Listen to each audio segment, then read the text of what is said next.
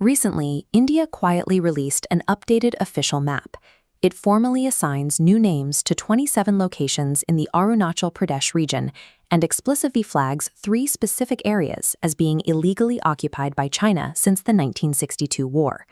Beijing's reaction was immediate. Their state media, the Global Times, published a series of articles calling the move self-deception and warned that diplomatic relations would suffer. With the BRICS summit in New Delhi less than a month away, Beijing now has to decide if their president, Xi Jinping, will even attend. To a casual observer, updating a map looks like routine paperwork. But why is a list of 27 names triggering a geopolitical crisis just 30 days before a global summit? Because in modern diplomacy, drawing lines on a map is no longer just a record of geography, it is an active declaration of intent. For decades, Beijing has claimed Indian territory as its own. They refer to Arunachal Pradesh as Zhangnan, treating it as an extension of southern Tibet. Historically, India's response was passive avoidance. Successive administrations accepted China's military takeover of Tibet, hoping that recognizing their neighbors' gains would secure a lasting peace. That calculation proved incorrect. Instead of stabilizing the border, losing Tibet only encouraged Beijing to expand its claims further south into India and Bhutan.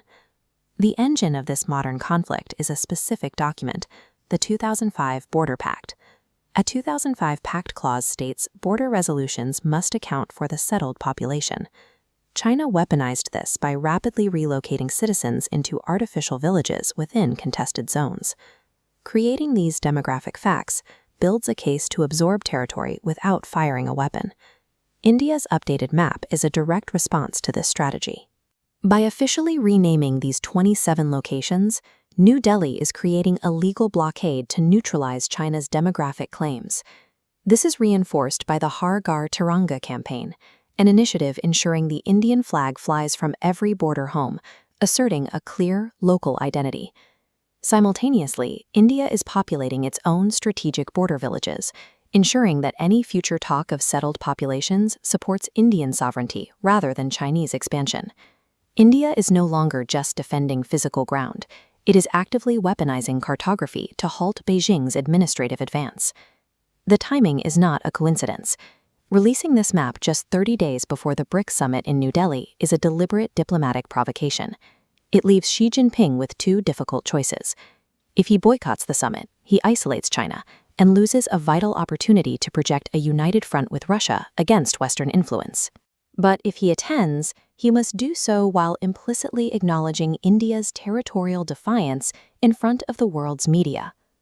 The era of quiet concessions is over. With one updated map, India has served notice that it will meet Beijing's administrative tactics with a counteroffensive of its own.